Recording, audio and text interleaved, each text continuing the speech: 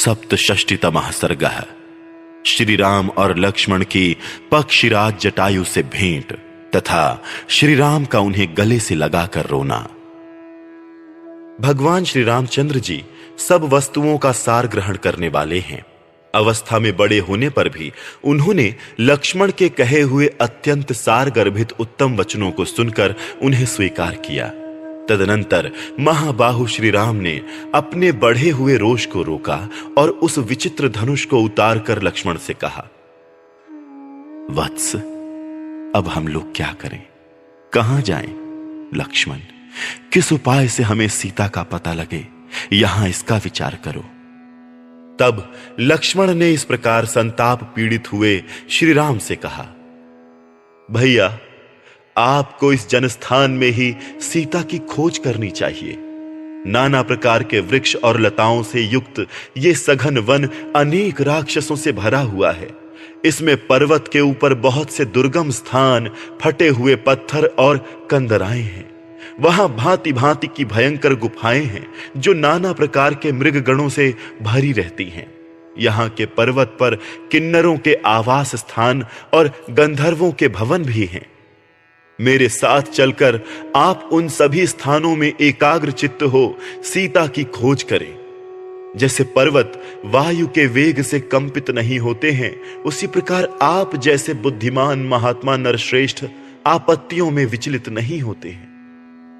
उनसे ऐसा कहने पर लक्ष्मण सहित श्री रामचंद्र जी रोष पूर्वक अपने धनुष पर क्षुर नामक भयंकर बाण चढ़ाए वहां सारे वन में विचरण करने लगे। थोड़ी ही दूर आगे जाने पर उन्हें पर्वत शिखर के समान विशाल शरीर वाले पक्षीराज महाभाग जटायु दिखाई पड़े, जो खून से लथपथ हो पृथ्वी पर पड़े थे। पर्वत शिखर के समान प्रतीत होने वाले उन गृध्रराज को देखकर श्री राम लक्ष्मण से बोले, लक्ष्मण, ये गृध्र के रूप में अवश्य ही कोई राक्षस जान पड़ता है जो इस वन में घूमता रहता है।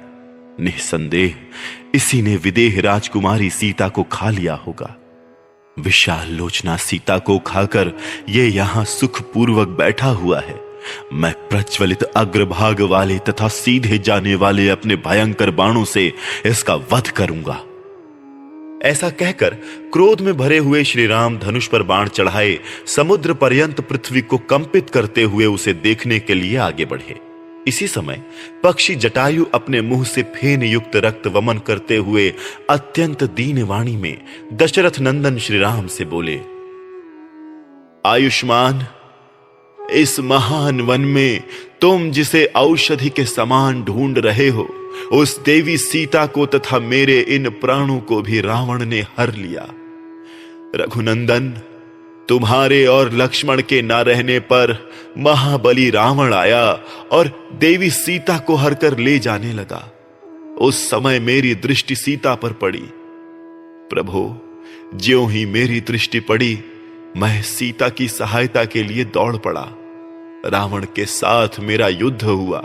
मैंने उस युद्ध में रावण के रथ और छत्र आदि सभी साधन नष्ट कर दिए और वह भी घायल होकर पृथ्वी पर गिर पड़ा। श्री राम, ये रहा उसका टूटा हुआ धनुष, ये है उसके खंडित हुए बाण और ये है उसका युद्धोपयोगी रथ जो युद्ध में मेरे द्वारा तोड़ डाला गया है। ये रावण का सारथी है जिसे मैंने अपने पंखों से मार डाला था। जब मैं युद्ध करते करते थक गया, तब रावण ने तलवार से मेरे दोनों पंख काट डाले और वो विदेह कुमारी सीता को लेकर आकाश में उड़ गया। मैं उस राक्षस के हाथ से पहले ही मार डाला गया हूं। अब तुम मुझे ना मारो। सीता से संबंध रखने वाली ये प्रिय वार्ता सुनकर श्री रामचंद्र जी ने अपना महान धनुष फेंक दिया और गृध्रराज जटायु को गले से लगाकर वे शोक से विवश हो पृथ्वी पर गिर पड़े और लक्ष्मण के साथ ही रोने लगे। अत्यंत धीर होने पर भी श्री राम ने उस समय दूने दुख का अनुभव किया। असहाय हो एकमात्र ऊर्ध्व श्वास की संकटपूर्ण अवस्था में पड़कर बारंबार लंबी सांस खींचते हुए जटायु की ओर देखकर श्री राम को बड़ा दुख हुआ। उन्होंने सुमित्रा कुमार से कहा, लक्ष्मण, मेरा राज्य छिन गया, मुझे वनवास मिला, पिता की मृत्यु हुई, सीता का अपहरण हुआ और ये मेरे परम सहायक पक्षीराज भी मारे गए। ऐसा जो मेरा ये दुर्भाग्य है, ये तो अग्नि को भी जलाकर भस्म कर सकता है। यदि आज मैं भरे हुए महासागर को तैरने लगूं तो मेरे दुर्भाग्य की आंच से वो सरिताओं का स्वामी समुद्र भी निश्चय ही सूख जाएगा। इस चराचर जगत में मुझसे बढ़कर भाग्यहीन दूसरा कोई नहीं है। जिस अभाग्य के कारण मुझे इस विपत्ति के बड़े भारी जाल में फंसना पड़ा है। ये महाबली गृध्रराज जटायु मेरे पिताजी के मित्र थे, किंतु आज मेरे दुर्भाग्यवश मारे जाकर इस समय पृथ्वी पर पड़े हैं। इस प्रकार बहुत सी बातें कहकर लक्ष्मण सहित श्री रघुनाथ जी ने जटायु के शरीर पर हाथ फेरा और पिता के प्रति जैसा स्नेह होना चाहिए वैसा ही उनके प्रति प्रदर्शित किया। पंख कट जाने के कारण गृध्रराज जटायु लहूलुहान हो रहे थे। उसी अवस्था में उन्हें गले से लगाकर श्री रघुनाथ जी ने पूछा, तात, मेरी प्राणों के समान प्रिया मिथिलेश कुमारी सीता कहां चली गई? इतनी ही बात मुंह से निकालकर वे पृथ्वी पर गिर पड़े। इस प्रकार श्री वाल्मीकि निर्मित आर्ष रामायण आदि काव्य के अरण्य कांड में 67वां सर्ग पूरा हुआ। अष्टषष्टितमः सर्गः जटायु का प्राण त्याग और श्री राम द्वारा उनका दाह संस्कार। भयंकर राक्षस रावण ने जिसे पृथ्वी पर मार गिराया था, उस गृध्रराज जटायु की ओर दृष्टि डालकर भगवान श्री राम मित्रोचित गुण से संपन्न सुमित्रा कुमार लक्ष्मण से बोले, भाई, ये पक्षी अवश्य मेरा ही कार्य सिद्ध करने के लिए प्रयत्नशील था, किंतु उस राक्षस के द्वारा युद्ध में मारा गया। ये मेरे ही लिए अपने प्राणों का परित्याग कर रहा है। लक्ष्मण, इस शरीर के भीतर इसके प्राणों को बड़ी वेदना हो रही है, इसीलिए इसकी आवाज बंद होती जा रही है तथा ये अत्यंत व्याकुल होकर देख रहा है। जटायु, यदि आप पुनः बोल सकते हो तो आपका भला हो। बताइए सीता की क्या अवस्था है और आपका वध किस प्रकार हुआ? जिस अपराध को देखकर रावण ने मेरी प्रिय भार्या का अपहरण किया है, वह अपराध क्या है और मैंने उसे कब किया? किस निमित्त को लेकर रावण ने आर्या सीता का हरण किया है? पक्षी प्रवर, सीता का चंद्रमा के समान मनोहर मुख कैसा हो गया था तथा उस समय सीता ने क्या क्या बातें कही थी? तात, उस राक्षस का बल पराक्रम तथा रूप कैसा है? वो क्या काम करता है और उसका घर कहां है? मैं जो कुछ पूछ रहा हूं वो सब बताइए। इस तरह अनाथ की भांति विलाप करते हुए श्री राम की ओर देखकर धर्मात्मा जटायु ने लड़खड़ाती जबान से यूं कहना आरंभ किया, रघुनंदन, दुरात्मा राक्षस राज रावण ने विपुल माया का आश्रय ले आंधी पानी की सृष्टि करके सीता का हरण किया था। तात, जब मैं उससे लड़ता लड़ता थक गया, उस अवस्था में मेरे दोनों पंख काटकर वो निशाचर विदेह नंदिनी सीता को साथ लिए यहां से दक्षिण दिशा की ओर गया था। रघुनंदन, अब मेरे प्राणों की गति बंद हो रही है, दृष्टि घूम रही है और समस्त वृक्ष मुझे सुनहरे रंग के दिखाई देते हैं। ऐसा जान पड़ता है कि उन वृक्षों पर खश के केश जमे हुए हैं। रावण सीता को जिस मुहूर्त में ले गया है, उसमें खोया हुआ धन शीघ्र ही उसके स्वामी को मिल जाता है। काकुत्स्थ, वो विंद नामक मुहूर्त था, किंतु उस राक्षस को इसका पता नहीं था।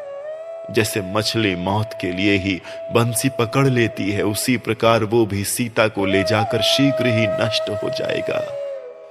अतः अब तुम जनक नंदिनी के लिए अपने मन में खेद ना करो। संग्राम के मुहाने पर उस निशाचर का वध करके तुम शीघ्र ही पुनः विदेह राजकुमारी के साथ विहार करोगे। गृध्रराज जटायु यद्यपि मर रहे थे, तो भी उनके मन पर मोह या भ्रम नहीं छाया था।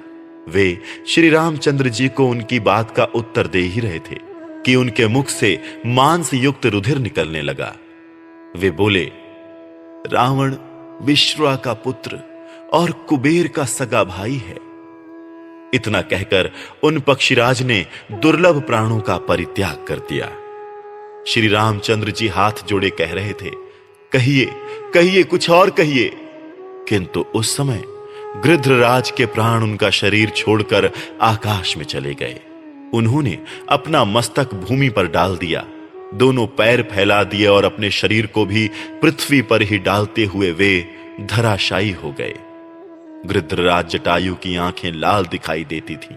प्राण निकल जाने से वे पर्वत के समान अविचल हो गए।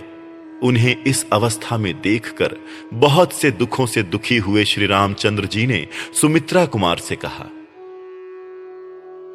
लक्ष्मण, राक्षसों के निवास स्थान इस दंडकारण्य में बहुत वर्षों तक सुखपूर्वक रहकर इन पक्षीराज ने यहीं अपने शरीर का त्याग कर दिया। इनकी अवस्था बहुत वर्षों की थी।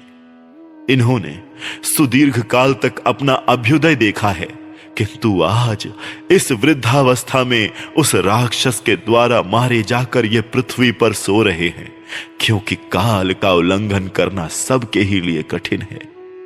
लक्ष्मण, देखो, ये जटायु मेरे बड़े उपकारी थे, किंतु आज मारे गए। सीता की रक्षा के लिए युद्ध में प्रवृत्त होने पर अत्यंत बलवान रावण के हाथ से इनका वध हुआ है। बाप दादों के द्वारा प्राप्त हुए गीधों के विशाल राज्य का त्याग करके इन पक्षीराज ने मेरे ही लिए अपने प्राणों की आहुति दी है। शूर, शरणागत रक्षक, धर्मपरायण श्रेष्ठ पुरुष सभी जगह देखे जाते हैं। पशु पक्षी की योनियों में भी उनका अभाव नहीं है।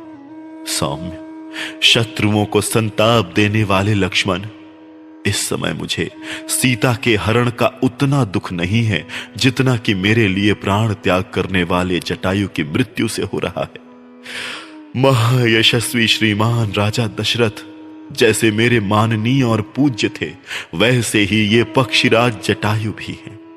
सुमित्रा नंदन, तुम सूखे हुए काष्ठ ले आओ, मैं मथ कर आग निकालूंगा और मेरे लिए मृत्यु को प्राप्त हुए इन गृध्रराज का दाह संस्कार करूंगा।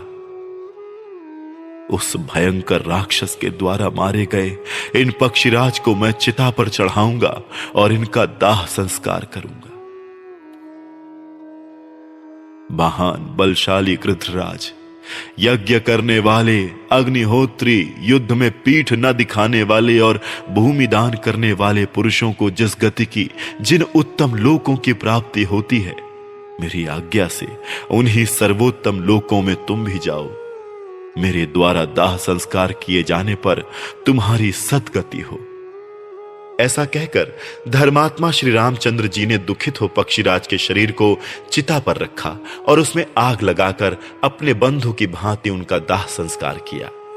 तदनंतर लक्ष्मण सहित पराक्रमी श्री राम वन में जाकर मोटे मोटे महारोही काट लाए और उन्हें जटायु के लिए अर्पित करने के उद्देश्य से उन्होंने पृथ्वी पर कुश बिछाए। महायशस्वी श्री राम ने रोही के गूदे निकालकर उनका पिंड बनाया और उन सुंदर हरित कुशाओं पर जटायु को पिंडदान किया। ब्राह्मण लोग परलोकवासी मनुष्य को स्वर्ग की प्राप्ति कराने के उद्देश्य से जिन पितृ संबंधी मंत्रों का जप आवश्यक बतलाते हैं, उन सब का भगवान श्री राम ने जप किया। तदनंतर उन दोनों राजकुमारों ने गोदावरी नदी के तट पर जाकर उन गृध्रराज के लिए जलांजलि दी। रघुकुल के उन दोनों महापुरुषों ने गोदावरी में नहाकर शास्त्रीय विधि से उन गृध्रराज के लिए उस समय जलांजलि का दान किया। महर्षि तुल्य श्री राम के द्वारा दाह संस्कार होने के कारण गृध्रराज जटायु को आत्मा का कल्याण करने वाली परम पवित्र गति प्राप्त हुई। उन्होंने रणभूमि में अत्यंत दुष्कर और यशोवर्धक पराक्रम प्रकट किया था, परंतु अंत में रावण ने उन्हें मार गिराया। तर्पण करने के पश्चात वे दोनों भाई पक्षीराज जटायु में पितृतुल्य सुस्थिर भाव रखकर सीता की खोज के कार्य में मन लगा देवेश्वर विष्णु और इंद्र की भांति वन में आगे बढ़े। एकोन सप्तति महसर्गः। लक्ष्मण का अयोमुखी को दंड देना तथा श्री राम और लक्ष्मण का कबंध के बाहुबंध में पड़कर चिंतित होना।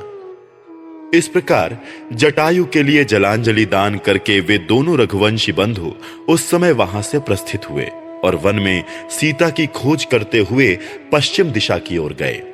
धनुष बाण और खड्ग धारण किए वे दोनों इक्ष्वाकुवंशी वीर उस दक्षिण पश्चिम दिशा की ओर आगे बढ़ते हुए एक ऐसे मार्ग पर जा पहुंचे जिस पर लोगों का आना जाना नहीं होता था।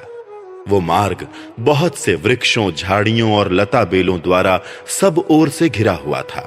वो बहुत ही दुर्गम, गहन और देखने में भयंकर था। उसे वेग पूर्वक लांघकर वे दोनों महाबली राजकुमार दक्षिण दिशा का आश्रय ले उस अत्यंत भयानक और विशाल वन से आगे निकल गए।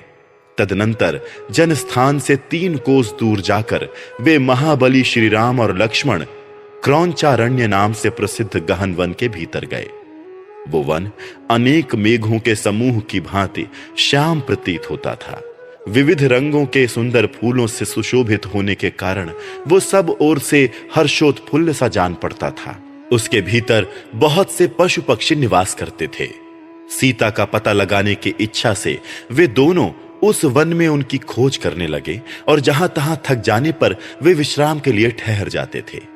विदेह नंदिनी के अपहरण से उन्हें बड़ा दुख हो रहा था। तत्पश्चात वे दोनों भाई 3 कोस पूर्व जाकर क्रौंचारण्य को पार करके मतंग मुनि के आश्रम के पास गए। वो वन बड़ा भयंकर था। उसमें बहुत से भयानक पशु और पक्षी निवास करते थे। अनेक प्रकार के वृक्षों से व्याप्त वो सारा वन गहन वृक्षावलियों से भरा था। वहां पहुंचकर उन दशरथ राजकुमारों ने वहां के पर्वत पर एक गुफा देखी जो पाताल के समान गहरी थी। वो सदा अंधकार से आवृत रहती थी। उसके समीप जाकर उन दोनों नरश्रेष्ठ वीरों ने एक विशालकाय राक्षसी देखी जिसका मुख बड़ा विकराल था। वो छोटे छोटे जंतुओं को भय देने वाली तथा देखने में बड़ी भयंकर थी। उसकी सूरत देखकर घृणा होती थी। उसके लंबे पेट, तीखी दाढ़ें और कठोर त्वचा थी। वो बड़ी विकराल दिखाई देती थी। भयानक पशुओं को भी पकड़कर खा जाती थी। उसका आकार विकट था और बाल खुले हुए थे। उस कंदरा के समीप दोनों भाई श्री राम और लक्ष्मण ने उसे देखा।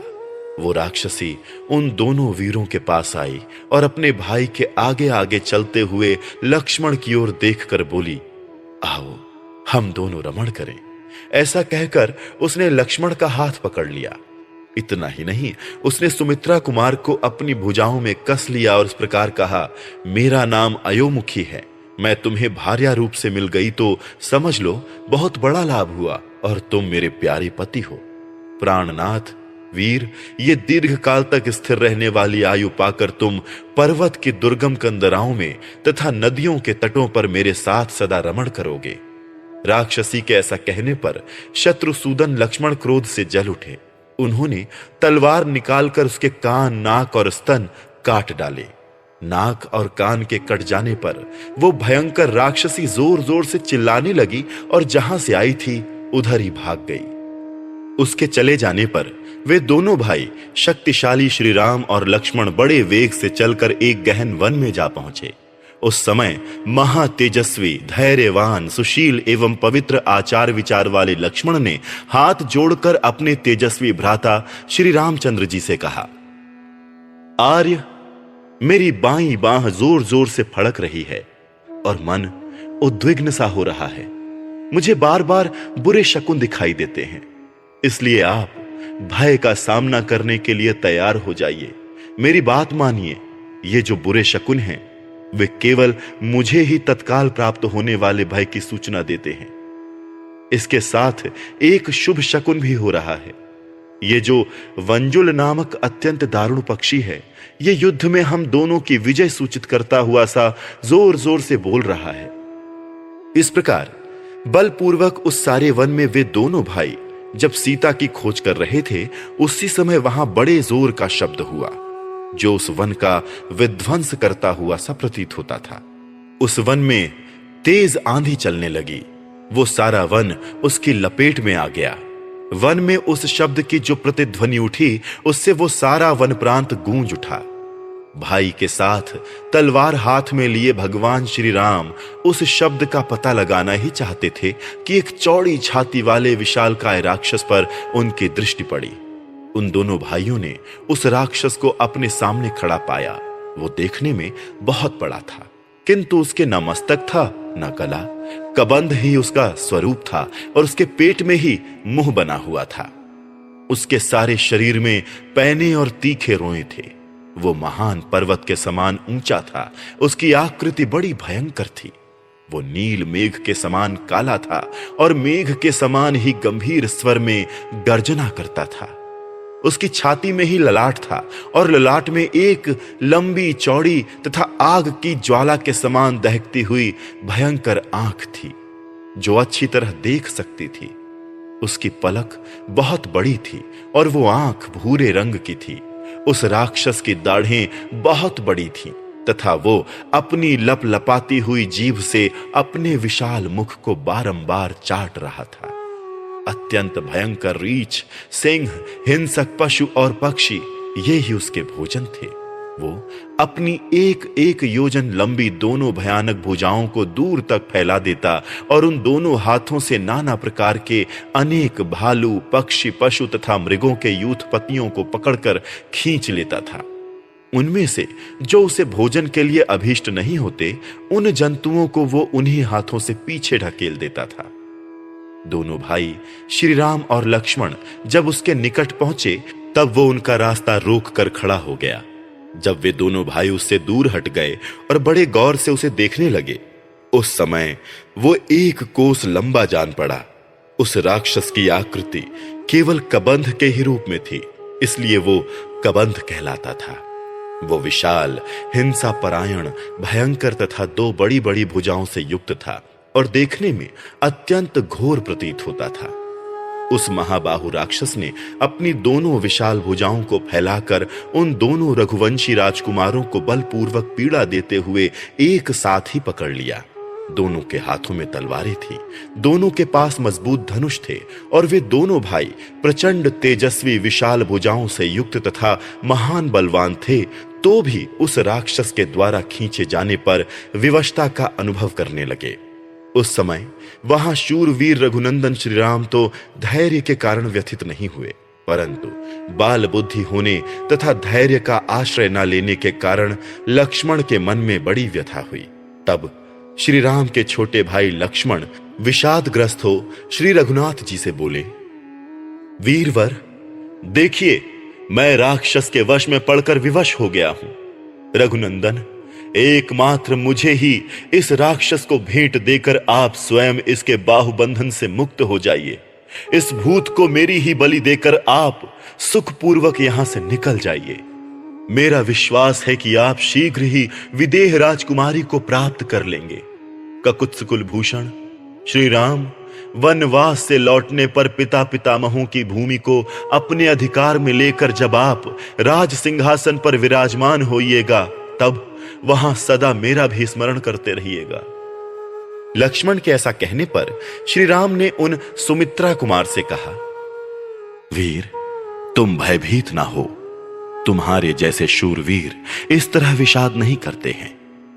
इसी बीच में क्रूर हृदय वाले दानव शिरोमणि महाबाहु कबंध ने उन दोनों भाई श्री राम और लक्ष्मण से कहा, तुम दोनों कौन हो? तुम्हारे कंधे बैल के समान ऊंचे हैं। तुमने बड़ी बड़ी तलवारें और धनुष धारण कर रखे हैं। इस भयंकर देश में तुम दोनों किस लिए आए हो? यहां तुम्हारा क्या कार्य है? बताओ। भाग्य से ही तुम दोनों मेरी आंखों के सामने पड़ गए। मैं यहां भूख से पीड़ित होकर खड़ा था और तुम स्वयं धनुष, बाण और खड्ग लिए तीखे सींग वाले दो बैलों के समान तुरंत ही इस स्थान पर मेरे निकट आ पहुंचे। अतः अब तुम दोनों का जीवित रहना कठिन है।